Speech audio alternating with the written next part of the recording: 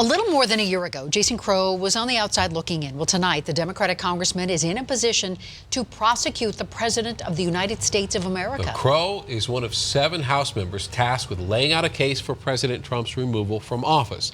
Now, many Republican senators, including leadership, have already said they have no intention of voting to convict, which requires the support of 2/3 of the Senate, 67 senators. Now, at least 20 Republicans would need to join Democrats and independents if all of them do vote for removal.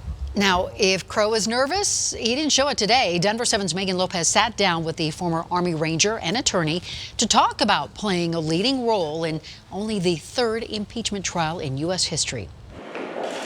This is a walk that will live in the civics books. Do you solemnly swear? For only the 3rd time in American history, a president is now facing an impeachment trial. With the permission of the Senate, a moment Coloradans are helping shape. From Representative Diana DeGette overseeing impeachment proceedings in the House to Representatives Ken Buck and Joe Neguse serving on the Judiciary Committee during its public impeachment hearings. Now, it's a very grave and serious responsibility. Representative Jason Crow has become the first Coloradan ever asked to play the role of an impeachment manager and to help prosecute the case in the Senate. The question right now is making sure he sat down with Denver 7 to talk about this solemn responsibility. A request that surprised me. I hadn't been lobbying for this and seeking it out, but I am going to be approaching it with the seriousness and the dignity and the respect that the position requires. And so you weren't part of either one of the committees that happened in the House for this impeachment inquiry. I mean, why you? So I've been a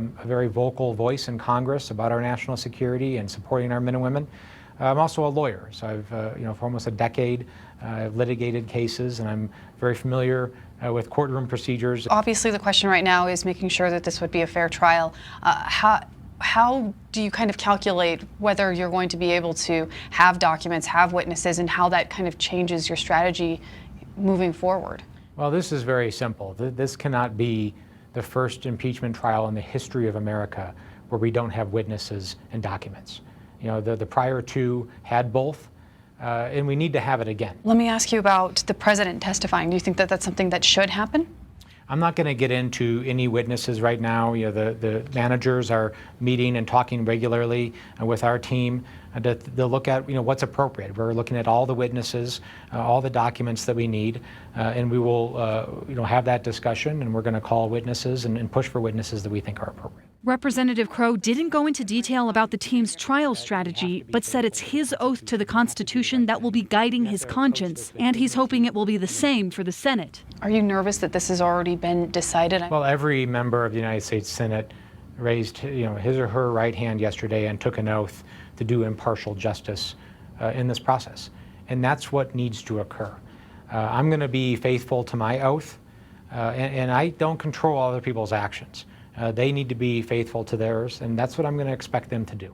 A solemn responsibility, a walk that will live in history, and a moment for the civics books. Meghan Lopez, Denver 7.